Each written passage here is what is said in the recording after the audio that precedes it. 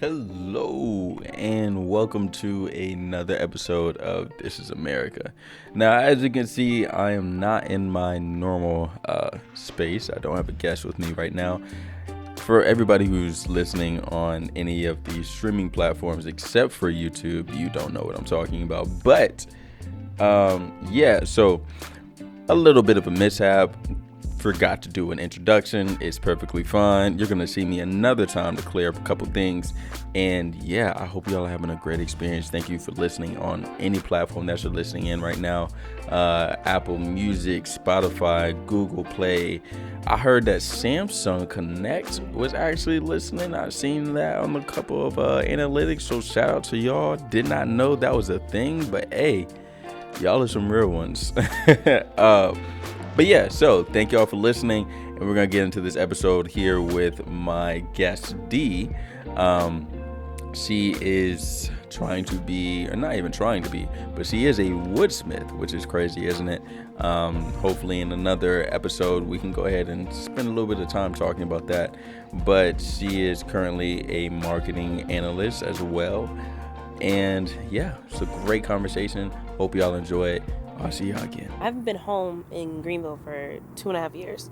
So my mom didn't see me a lot. And then the relationship that I was in, I didn't really see anybody. So isn't that kind of abusive? That's what they qualify as abuse now. I get it now, but then I didn't get it. Because like when I'm in a relationship, I'm 100% like I'm with this relationship. I'm with it to make it whatever it needs to make it. So I wasn't saying that it was abusive, it's just the man had a plan and I was going along with the plan. The man had a plan. You know what? I ain't gonna lie to you. A lot of people don't feel like, okay, like the man has a plan and I'm gonna go with it. You know what I'm saying? Like a lot of people don't feel like it. Where it's like, you have a plan. It's not the man has a the person you have I a plan. am though, like okay. But like, my whole thing is like I date intentionally. In the sense of like, I'm not dating to date, I'm dating to figure out like what are we doing? So I mean when we got together, it was well, what are we gonna do? We started a business together and that was our thing. Looking back at it now, probably the dumbest thing I've ever done. And I get it. I wish I set up my business with a lot more boundaries. Because again, like, I was wholeheartedly gung-ho with whatever this man wanted to do. I support you 100%. And that caused the downfall of our relationship. And one of the reasons why I couldn't leave is so that I felt like if I broke up with him, I was breaking up my business. And I hated it. And I hate still to this day that I had to give my business to him. And you had to give your business to him? Because it then got from mentally abusive to physically abusive. And I said, homeboy, one of us gonna die and it ain't gonna be me. Nah, did I? Like, it was unnecessary. And I don't like people be like screaming in my face. I'm not the person with the rah-rah shit. You cannot get in my face. Just don't, like, my thing is like, I'm cool, just don't get in my face. When you start to get in my face and you start to scream in my face, I'm gonna swing. I don't mean to. Just don't be in my face. So he started getting in my face a lot more. And I'm like, bro, I can't do this. So the initial plan was for me just to move. I'd run the business remotely and do all that other stuff. That wasn't gonna work. It just wasn't. I realized that he was using the business to hold me. And I'd rather just let this thing go. What y'all making bread though? Define bread. Define bread. Because we was eating, but we wasn't eating a lot. We had some meals. Like, ramen noodles is eating, but it's not eating a lot. Yeah. I've always been told that when you open up a business, the first 3 to 5 years don't mean shit. Like, you make profit to spend it, and to spend it like getting your business better. So I mean, we were able to travel on it. We went to a lot of different things and stuff like that, but not the bread I wanted to make, and not the bread I know he wanted to make, for sure. I'll say that. Meals. Yes. Not really. Oh God, please don't say that. Not 5 stars. But not 5 stars, but like, again, I think I was just so blindsided by love and just like, at the end of the day, we'll make it. And then that will be perfectly fine, like no matter what the struggle was.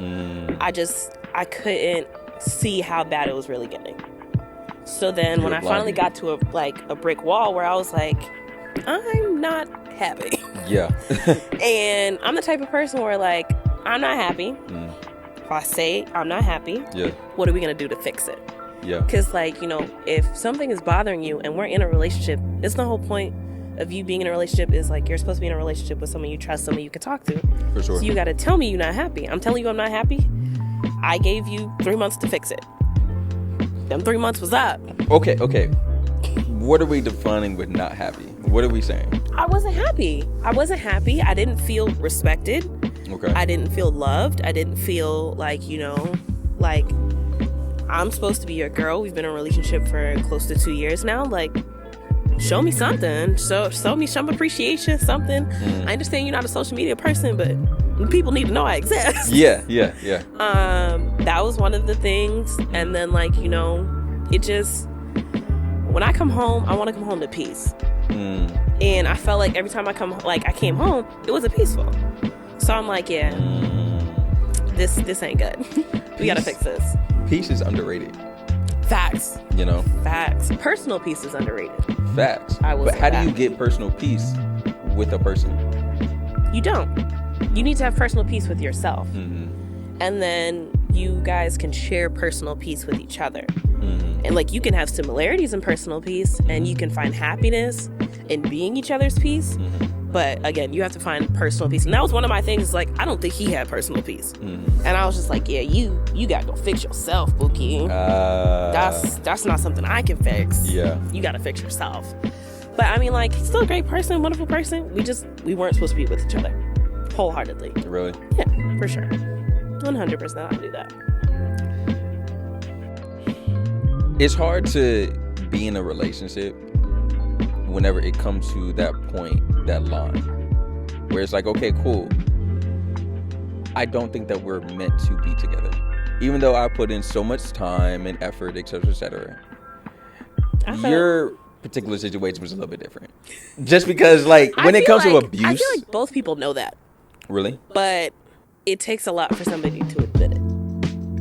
Really? Because there's no way that, I've never understood, like, there's no way of, like, a one-sided thing of something's not working out. Like, you can't be that stupid. There's no way. And I stupid is a harsh term, but you can't lie to yourself forever. And again, like, I was lying to myself saying it would get better eventually. It's not gonna happen. It's easy to do that, though. It's easy to continue it so that you don't disturb yourself. Because, like, again, one of the reasons why I didn't want to leave is because I knew I was gonna feel like shit afterwards. And I wasn't ready to feel like shit.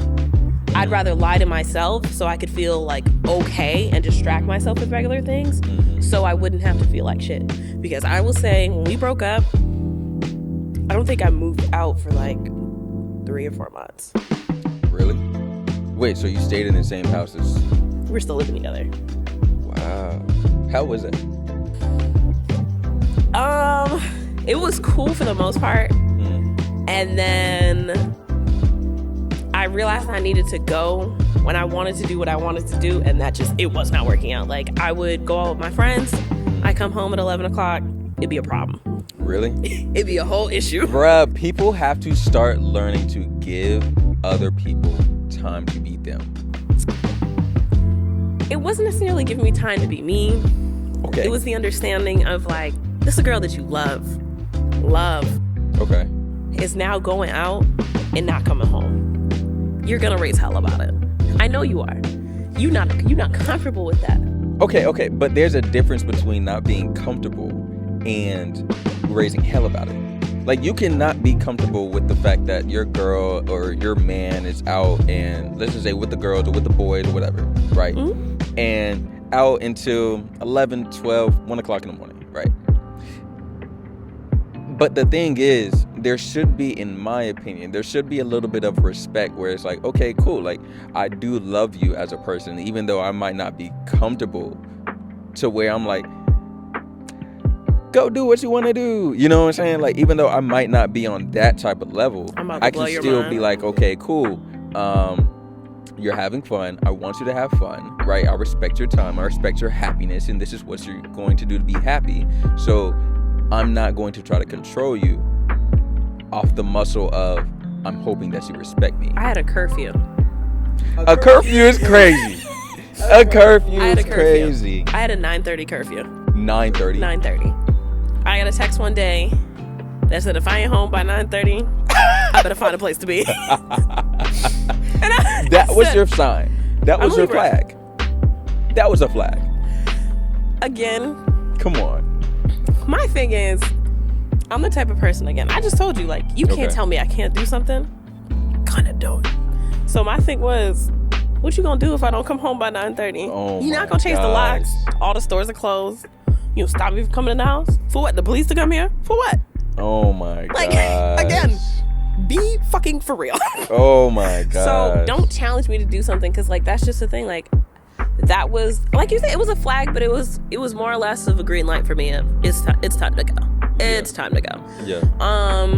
But again, like, I just wasn't ready to feel shitty. I felt like I was admitting defeat, and I told you I hate admitting defeat. I didn't want to come back to Greenville because, I mean, Greenville's great. I kind of hate it here. It's real slow to me. There's nothing to do. I don't really fuck with much people here, but that's because that's what I want to do. Like, I'm only here to stack bread and leave. That's my goal. Okay. So, I mean, I had to turn disappointment into motivation. Okay. In the sense of like, okay, I'm not hanging out with nobody. I need to figure out another way to make bread then. I need to work. All right, what else am I doing to make bread then? If I'm not at work, I'm at home planning stuff. I'm not planning stuff, I'm working on something. I'm working on a project. And just to constantly keep myself busy. That's why I started building shit. Because I need something to do.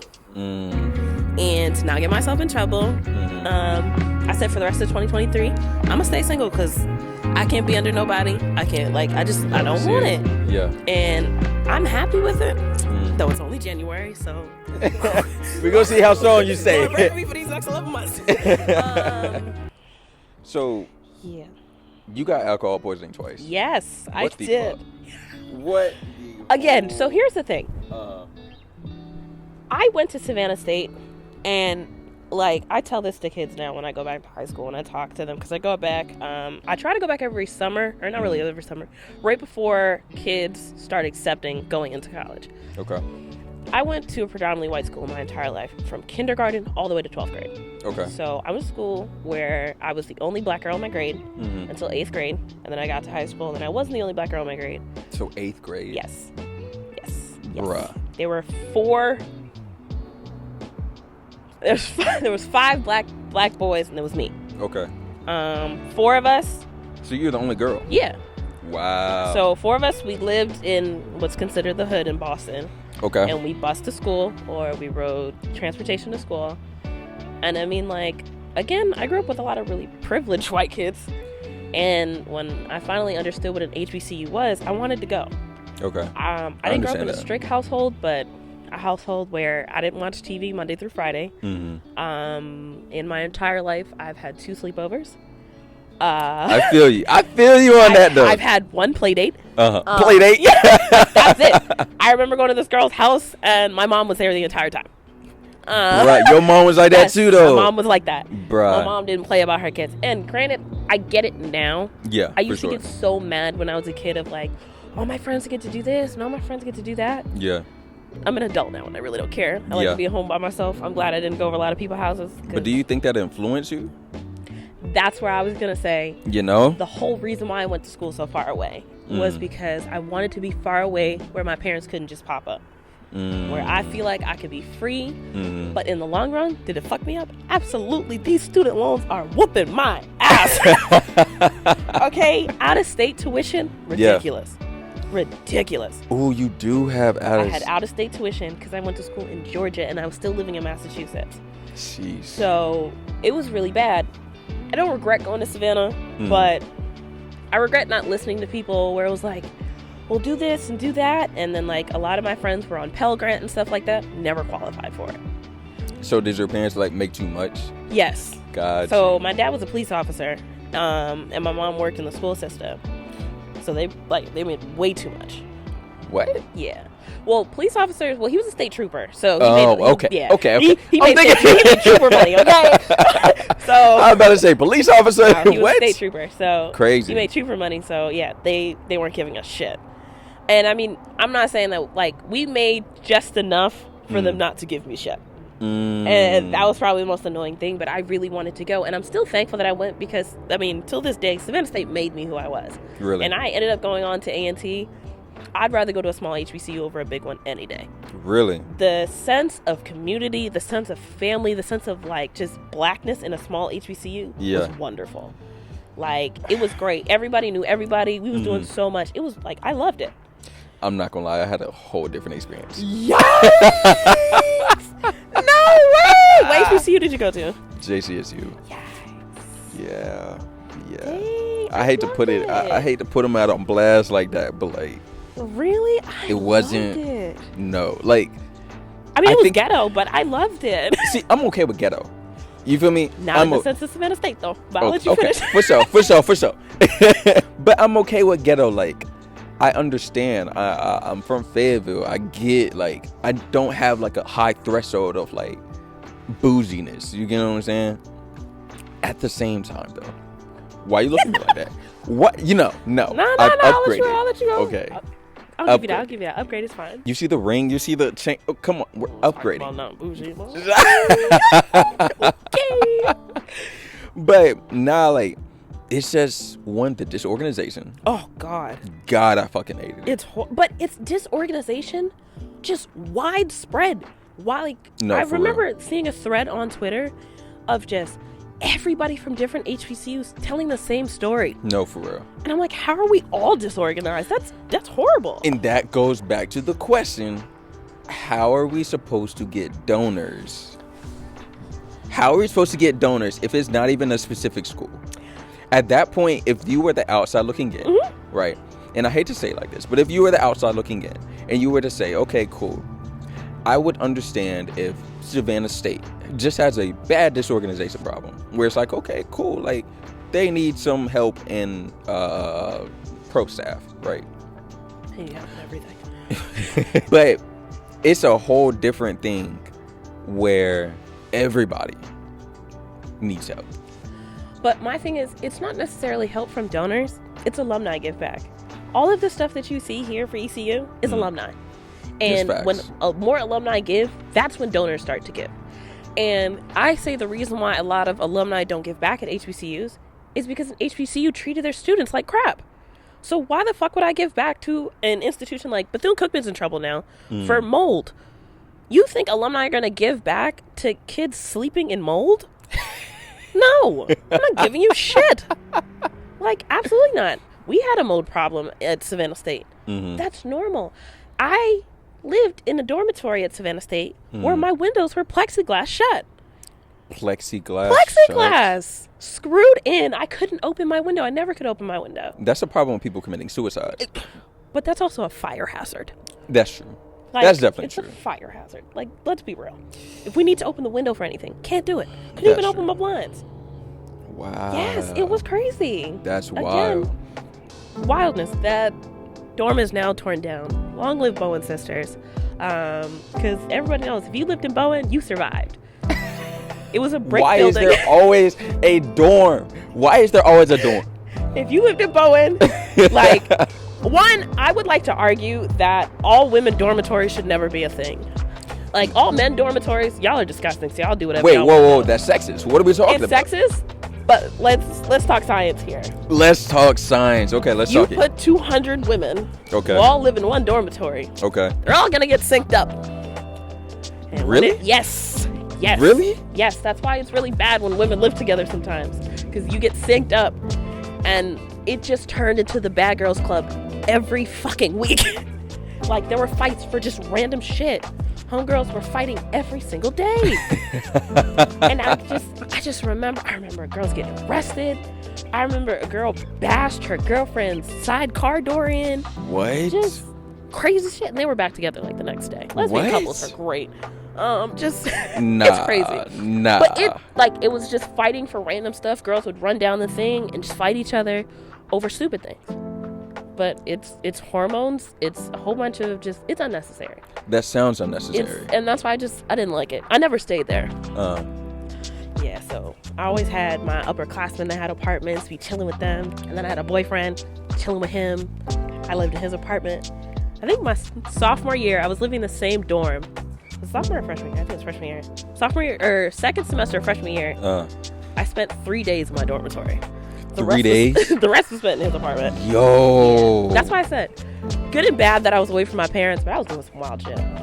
And see, no, like, when I was in JCSU, I was with a homeboy of mine, right? We're no longer homeboys. Well, if you see this, I'm sorry. That's how it is. But he don't know that y'all know homeboys? No, I feel like he knows, but like I don't know if he knows. I'm crying. You know, like, anyways, another story for another time. Yikes. So went to JCSU with him and from high school. Thought it was great. Parents was like, honestly, my parents didn't even want me to go to JCSU. They didn't want me to go to an HBCU in general. They were like, you're not going to like it there. I was like, no, I want to get the black experience. And everybody from Fayetteville was going to A&T. So I'm not going to A&T. Like, no. So I went to JCSU because I wanted to go to Charlotte. And that shit was horrible. There was no heat. Oh, there was heat, but we just didn't know when it was going to kick on. See, nah. So you either was going to die or you was going to freeze. Nah. We didn't can't have allow a thermostat. We can't. Honestly, I don't even remember where our thermostat was. We didn't have so one. Because I know we didn't have one in the dorms. So winter came and the fucking ceiling fell on him. That's normal. Like, no, it's not. You're a victim. Okay. That's crazy. That is very true. I will, like, when you said we need to stop normalizing, I'm like, yeah, that's honestly really bad. We do need to stop normalizing bad things happening at HBCUs. Yes. But I also say, like, parent complaints need to go back up. Like, bro, call the school, complain. Where they You really think black people gonna give a fuck? Let's be honest. I've seen more black parents been like, yo, that it is what it is, than to be like some of these other white parents and be like, you better get Timmy out the fuck here. You better get Timmy in a better room. That's my mom. You get what I'm saying? My mom called and said, if we have to make this 14-hour drive, you don't want to see my face. So listen, you heard the woman. See, fix it. Bruh, I called my mom the first semester I was there. Actually, 2 months into me being there. I said, Mom, I gotta get out of here. She was like, really? That quick? It was that fucking quick because I saw where it was going. I thought that I was going to get a community. I thought I was going to get kumbaya black people. I don't know where the fuck I was getting that from, but I thought I was going to get that shit, right? No, at least in JCSU, if you weren't in like Greek life or you weren't, I guess, in the in crowd. That's how I felt about A&T, low-key, though. I could see it. That's how I felt about A&T. If you, like, as a transfer student, I will say, like, there was no way to jump into the in crowd, and it was either be Greek or just go to school and go back to your room. Exactly. That was it. Were you Greek? No. Okay then. So like, no. That's what I'm saying. That's why I didn't fuck with. Because in my opinion, if we're all here at the same place, I feel like if we're going to be black and going to have a community, then we're going to support each other. Where's the fucking support?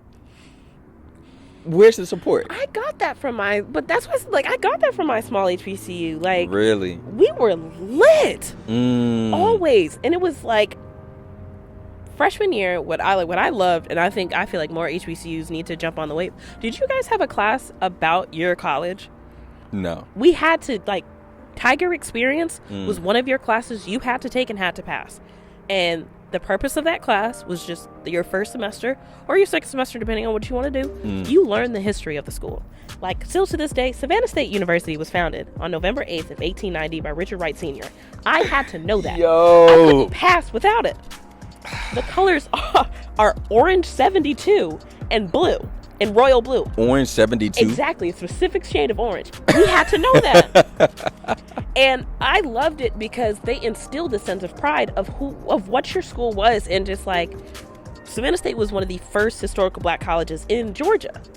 So, I mean, the thing was, it was to instill the pride of, look at how far we've come. And Richard R. Wright, which is the Savannah State slogan, is tell him we are rising. And it's the understanding of, like, you've come so far, so keep going. And I love that. Because I didn't get that in high school. I didn't get that in elementary school. My first black teacher, what used to be an aide for me, And then he became a teacher. In elementary school, I only had one black teacher. Wow. Damn. Wow. I got to high school and I probably had, 3 or 4. Mm-hmm. But in elementary school, I had one black teacher. That's crazy. I just talked to him the other day. Shout out to Mr. Ola. He was great. Really? Yeah. How'd you get in touch with him? We're Facebook friends now. Facebook. Yeah. I can't get on the grandparents. I can't. We're Facebook friends. He's not up there all the time, but it's just that, there's certain teachers I want to catch a fade with if I ever see them. Okay. But there are also certain teachers I definitely want to say because of you I'm a different person. And he's definitely one of those people because he was one of those black teachers of hey, you can't do that here. Of hey, these white teachers, some of them, they don't care about your well-being. Really? And the fact That's that you valuable. have to be real with somebody at 13 and 14, no. Yeah. Let me school you real quick about how the world's about to be. Yeah. And that was really just things that I had to learn growing up. But then when I got to Savannah State, and like I said, just sitting in a room and seeing 30 black kids in one room, and I was like, damn, I've never seen this. Ever. Wow. Never. The only time that I seen that in high school was when I was in African American Scholars. That's because in order to be in that class, you had to be African American. So, you were there because you were picked, and we're all here by choice. Yeah. So it was a different thing for me. But then going to A&T, I was really hoping because at Savannah State, we've played A&T, we heard about A&T, you'd see them on social media damn, they the big HBCU, because what we always talk about is I'm so sick and tired of these people donating to big HBCUs. Stop giving money to Morehouse. They don't need nothing else.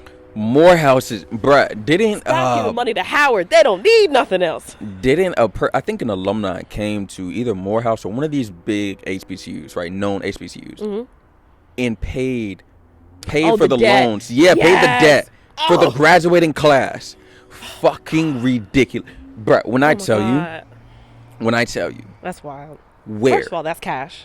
That's cash. That's cash. Bruh. To sit there, first of all, because I know who you're talking about. He's a black billionaire. He's a black billionaire? Mm-hmm. Oh, I gotta look him up now. To have that conversation with your wife of hey, babe, we about to pay everybody's student loans. That's wild. To sign that check, that's even wilder. Oh, for sure. Because, that's a lot of information to get to. No. You had to do a lot of background work. That's crazy. Okay, so that was pretty exciting, right? For a lot of the people, that was more specifically for Morehouse graduates back in, I'm probably going to get this year wrong, but I want to say 2019. That was a very exciting time. And so something that we also still want to go ahead, or at least I want to still go ahead and make known, was the fact that while this was a great and generous donation to all of the graduates over at Morehouse, the billionaire philanthropist, more specifically named Robert Smith, he also signed an indictment saying that he was evading taxes, and there was basically this whole big scheme for a very long time. He didn't get indicted, I don't believe, and I'm looking at the case right now on my phone. That's why I have my phone out. So he avoided indictment in this multi-million-dollar tax case. And so while something to still keep in mind is, while we love the generous donations that other people do give, and I promise you, millions and millions of people who are wealthy are probably doing the same thing, it's still noteworthy to still talk about the wrongs that people do as well. And so him evading taxes and having to pay, I believe it was $41 million back, that's still something that's still needed to be said. And so yeah, just wanted to make that mental note. Thank you to Robert Smith. However, let's not evade taxes next time, please, because it's going to be in the news. And yeah, we don't want that stain on such a generous, great thing that he did. Peace. Fort Valley State in Georgia was at the risk of losing their accreditation because they're running out of money. Donate to them. Yeah. Like, they were running out of money. Damn. Because all y'all keep giving to the same HBCUs, the big ones. And on paper, they look great. And this is no shade to A&T.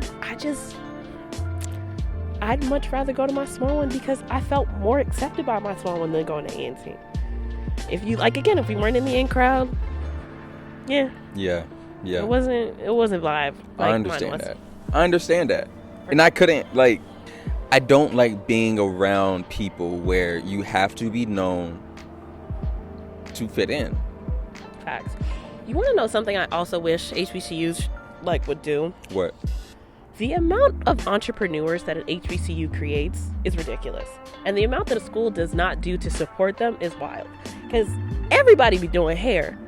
Like, my thing is, I was so mad A&T didn't start a barbershop. Like, all these kids is cutting hair in their dormitory. Like, that's bro, facts, give them a though. place. That's facts, like, though.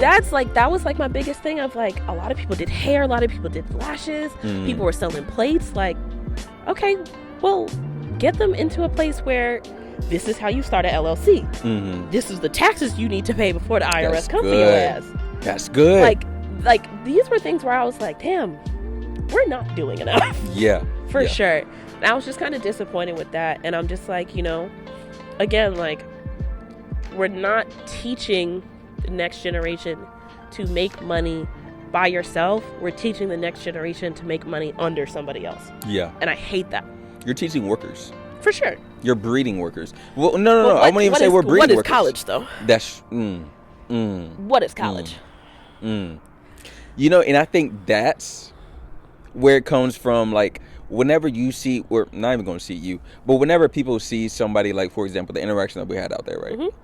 And they're like, oh, like, you have your own podcast, like, et cetera, et cetera. Whenever you see somebody or people see somebody doing something that is different from just trying to be a worker, it's like surprise. Like, why are we not trying to get our own money? And I'll say for sure, I know that not everybody can do it. Not everybody has the desire to. Like, I knew a guy back in Charlotte. We were all like kicking the shit with whatever at some arcade. We had just having a conversation, and he was like, yo, honestly, I don't want to be an entrepreneur. Like, I know that everybody else wants to. Everybody wants to be their own boss and stuff. He was like, to be honest, like, I want to be a worker bee. Like, I just want to go do my job, and that's it. You know, go home. But get a check. It's okay to be like content with where you are in life, because again, like, I had a friend where she was dating a dude, and she just came to me and she was like, Boston, like, I'm not sure if I'm okay with this man just being content being a man, like a manager at O'Reilly's. Like, but that's his life. Yeah, he's okay with that. And I mean, the man's now married and happily married and doing what he want to do. It's the people who are okay with being the manager at O'Reilly. There's nothing wrong with that. Yeah. But again, like, it's what we also talked about. It's who you're compatible with. Yeah. And I had to tell her, like, bro, you're not compatible with him. And that's the thing. Like, just let it go. Be okay with letting it go. And I think just like, it's crazy to see like college relationships, college athlete like relationships and different things like that. Money. A dude I went to high school with now plays in professional football now, and it's like, it's crazy to see like, you know, people I went to high school now. That's how I knew I was getting old. People I went to high school now are now playing professional football. Like, I watch this man every Sunday. Wow. What team? Like, what team? I'm like, nigga, I walked by you in the hallway. We talk a lot. And now I see you. He plays for the Rams. For the Rams? Yeah. Wow. Yeah. Shout out to him. Yeah. What's his name? Shout out to Nick. Shout out Nick Scott. You just had a baby. Nick Congratulations Scott. for you and your wife. There we go. Nick Scott, we see you out here, bro. Yeah. But like, you know, you never know who you know. It's facts. That's why you be nice to people. Facts.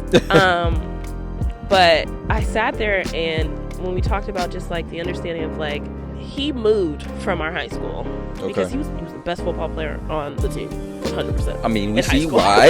Like, we see. My man was dominating. Like Nick, coaches loved him. You don't know, the picture of you jumping over somebody is still like hanging up in school. Wow. But they had to move him out of the school because he wasn't going to get drafted to a good enough college, being where we were. Yeah. Because what I talk about all the time is going to school up north, we're known for academics. Okay. And you're always going to go for academics. Down here, you're known for sports. So the crazy thing is, I'll never forget it, in African American scholars, Dr. Baker sat there and he was like, you know, y'all playing basketball, it's not gonna pay your bills. You're not going to a D1 school, I'll tell you this right now. And I thought it was harsh when he said it, but then I realized, like, no, he's being honest with you. Like, they're looking for kids in South Carolina. They're looking for kids in Alabama. They're not looking for you in Massachusetts. Yeah. Nobody's coming for you from Massachusetts unless you're viral. That's facts. Work on your schoolwork. Get a good job. But then also, it scares me the way the South breeds athletes. And like a factory. But it's disgusting. It's disgusting. Why you say that? Because, like, it's literally how D1 schools just come and wait. They wait for kids in like poverty in Alabama. And facts. Make sure he's 6'4", 260 pounds, can squat 320. And then you're just going to move this kid to Ohio and expect him to be great. It's almost like animals. Yes, and this is one of the things where I got in trouble with The Blind Side. I hate The Blind Side. I hate The Blind Side. I hate freedom writers. I hate the understanding of the magical white lady that changes everybody's life. Gotcha. Just because I feel like I've met with, I'll be nice, I met with a lot of parents of my friends who tried to adopt me. Yeah, the magical white lady is crazy to me. Okay. In the sense of, like, you know, I've had friends' parents, like, tell me, like, you know, is everything okay with not having a father in your home? And I'm like, what? I love my dad. What do you mean? What? He's right here. Like, my dad's the law. Yeah. But The Blind Side, like, because, like, my friends' parents used to watch The Blind Side and then think, like, oh, we need to change their life. Like, no, like, there are black kids that have parents and people that love them, and, like, it's just, it gives this false narrative that we're all in trouble and that we're all in poverty, and I never liked it. Gotcha. Because I just felt like that's when there was an abundance of just random black kids getting picked up and brought to different schools because they were just tokens. And we're not fixing the problem. We need to fix the community, make the schools better in the community that is bad. That doesn't make you look good, though. That doesn't make you look good. At the end of the day, like, what looks better? I donated $10,000 to this school, or I took that young black kid out of that opportunity, out of that environment. You know, it's a photo opportunity for sure. That's all it is. It's a photo opportunity, and I don't like when we're used as pawns. And, like, again, I don't like being used as, like, the diversity hire or the diversity photo. I've had that in high school all the time. I got brought into a photo shoot for I can't even say it because there's only one in the city, for a place for people to go. Okay. As the diversity. Are you serious? And I was just there to take pictures. Are you serious? Yes. Because there weren't enough. Did they pay you? No. I was a child. I was a child. They should have paid the parents. I was a child. That's crazy. But, like, again, this is where I said, like, what we talked about when we talk about code switching and stuff like that, is I was able to understand of, like, are you using me, or do you actually, like, value me for who I am as a person? Gotcha. And I've definitely walked away from a lot of jobs because of that. I've walked away from a lot of opportunities because of that, because, like, I felt like I was being used. Really? And that's, again, when we go back to why I went to an HBCU, it's because I just didn't want to be used anymore. I wanted to go to a place where I could say nigga freely. And, like, you know, I didn't want to have to hit nobody. Like, sure. You're not going to call me a nigga and think that you could just key about it. I remember in high school, this kid said some, like, off the wall, batshit stupid shit to me. What? We were sitting down and he just turned to me and he was like, "Hey, D, you know they got nail polish that can change color if somebody date raped your drink?" I was just like, bro, what the fuck? Okay. I was like, all right. He was like, yeah, I bet they wish they had that with Bill Cosby. And I was just like, wild. And, like, that was wild. And then he goes, "Oh, I'm sorry. Was that, like, your cousin or something? I know that probably hurt your feelings." Nah. So I just sat there and I was just like, hey, yo. That is... No, you got to get hit for that. And I was like, bro, let me just walk away from the situation. I remember I was about to leave the room. My teacher was like, no, you can't leave. And I'm like, did nobody else just hear what this man just said to me? Exactly. When I went to go tell the dean was like, well, we'll talk to him and we'll move you tables. Movie tables? And I was like, so nothing actually happened. There's no repercussions. He was a prospect for the Bruins. Wow. So that's when I learned money talks. Yeah, for sure. And the school would rather have somebody on the Bruins so that they can have more notable alumni rather than handle like a racial situation. So again, I couldn't be in that environment anymore. And I've yet to see a PWI handle a racist incident correctly for me to be like, yeah, I should go there, or I would send my kids there. But what about, okay, for example, there's different universities out there, right, where it's been like a student was saying some racist remarks or whatever, and the student got expelled. That you feel like is an appropriate response? No. Okay. What are you looking for? Let's sit down and have a conversation with this man. Like, like, that doesn't teach him anything. I get yes, should he get expelled? Yeah, all right, whatever. Yeah. But I mean, 12 years from now when Connor is working at a law firm, he's still going to have those same... that doesn't change Connor. I got you. Connor's still going to be Connor. He's still going to say the N-word. He's still going to do whatever he wants to do. Like, no, like, we need to figure out what's going on. Like, I say it starts at the home. What's going on in the house that a lot of these kids are raised like that? No, that's facts. So that's where the problem comes with. And, like, it's not necessarily, like, what should the school do? The school just needs a better way to support its own students. Like, that's where my problem lies, is like, you don't support the right people. You just think that at the end of the day, because like, I mean, even with my high school, we had a teacher that was like overtly racist. Things happened. They sat down and there was like, well, he has tenure, so there's nothing we could do. Damn. Like that was it. That was where the conversation ended. Yeah. And then the conversation changed when the school got put on the news. So again, and that's money what talks. happens. That's what happens. Exactly. Talks. Exactly. So like, that's just where I'm at. Like, it's, I will be okay when change actually happens, when conversations turn into like movement and action. That was just my biggest problem. I got you. I hated it. We were definitely supposed to be talking about alcohol poisoning. I don't even know how we got into this. Look. Okay, look. We're going to go inside That's for our fun. last thing. That's cool. It's cold outside. All right. So, yeah. You just listened to a great conversation, a great back and forth between me and Dee, and that was honestly a really fun conversation. I'm glad that we had her over as a guest. Hopefully we can have her again for another point in time. And yeah, thank you for listening. Thank you for tuning in on any platform, platform, excuse me. But thank you for tuning in on any platform that you're in right now. If you're on YouTube, I really apologize for the changes of scenes, but hey, you got to do what you got to do. So yeah, come back again. And honestly, I hate to tell you this like this, but 2 episodes from now, we will be changing our name, and I'll get into that whenever 2 episodes from now.